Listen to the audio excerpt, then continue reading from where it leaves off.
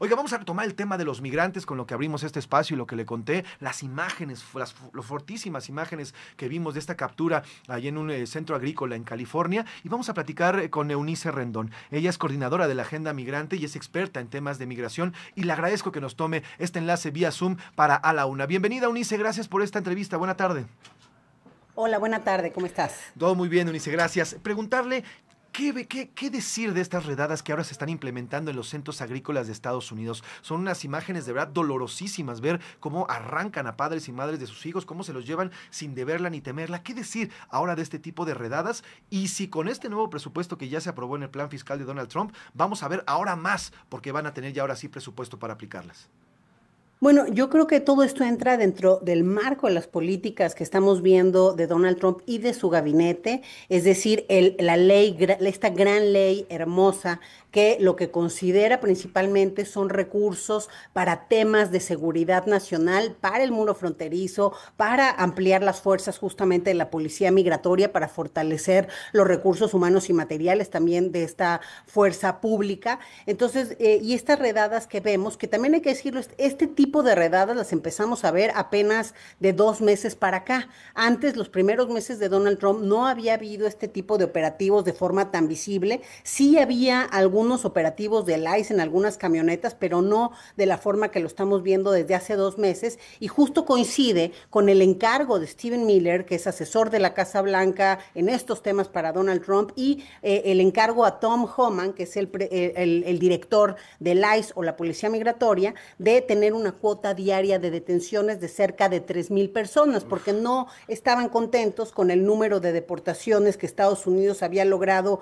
en los primeros meses, que eran cerca de 140,000 personas. Eso ahorita ya se engrosó con los detenidos de los últimos meses. Muchos de los deportados, hay que decirlo, eran gente que en el intento de ingresar a Estados Unidos lo detenían y los regresaban. Como los flujos están a su mínimo histórico por todas estas amenazas de Donald Trump, que si los va a mandar a una cárcel con cocodrilos, que de hecho hoy estaba visitando esa cárcel el presidente nuevamente para ver a los cocodrilos y cómo están ahí los migrantes, que si los van a mandar a Guantánamo, que si a las cárceles en El Salvador, que si a Sudán del Sur. Entonces, todas estas amenazas pues han hecho que menos personas intenten ir a Estados Unidos, y entonces ahora se están poniendo a detener gente tierra adentro para lograr esos números. Y aquí lo importante es que la prioridad, lejos de ser ese criminal o persona que daña a Estados Unidos, como decía Donald Trump en un principio, es una prioridad numérica, meramente numérica. ¿Y qué ha hecho eso? Pues un descontrol también de la policía migratoria,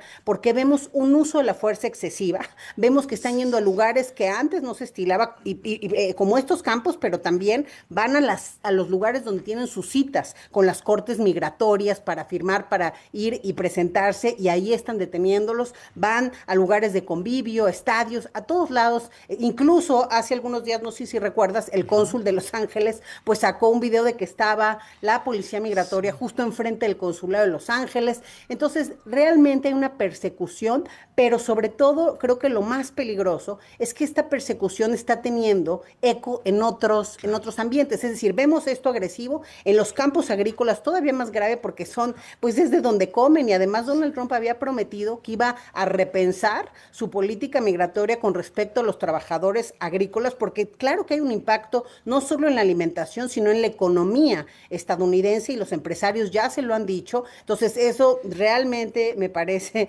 que está incumpliendo Donald Trump con lo que quedó hace algunas semanas. Estos campos de Oxnard y de otros puntos ahí en California, pues son muy importantes para el país y para la exportación que Estados Unidos hace, pero lo más peligroso, repito, creo que es el ambiente que se está generando en Estados Unidos, Sí. el ataque de un ciudadano a otro, ese que se disfraza del ICE, porque hoy puede hacerlo, porque como no se identifican, esta policía no te enseña un orden de aprehensión, entonces alguien se disfraza, secuestra migrantes, se los lleva, no pasa nada. Entonces realmente esto va a afectar la dinámica social en un país multicultural, en un país donde las familias son mixtas, porque Sí, uno es ciudadano y el otro es indocumentado y son de la misma familia, en un país donde además los migrantes aportan de forma muy importante a la economía nacional, a los servicios, a la agricultura, y creo que eso es peligroso. Y como decía la presidenta, también en la economía esto va a terminar afectando la gente. Nosotros con nuestra red que tenemos de agenda migrante en Estados Unidos,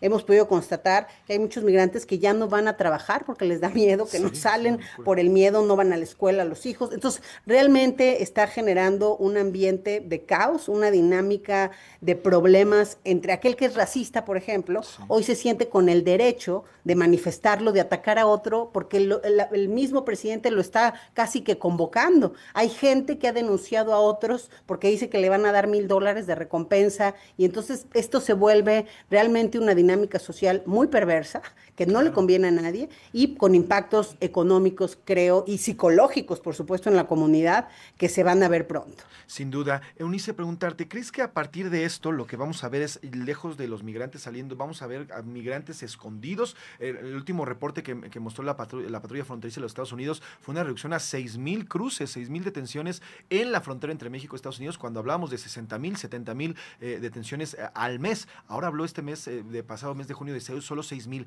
Vamos a ver entonces un Estados Unidos donde todo mundo está escondido porque las redadas no solamente van a seguir, sino van a aumentar.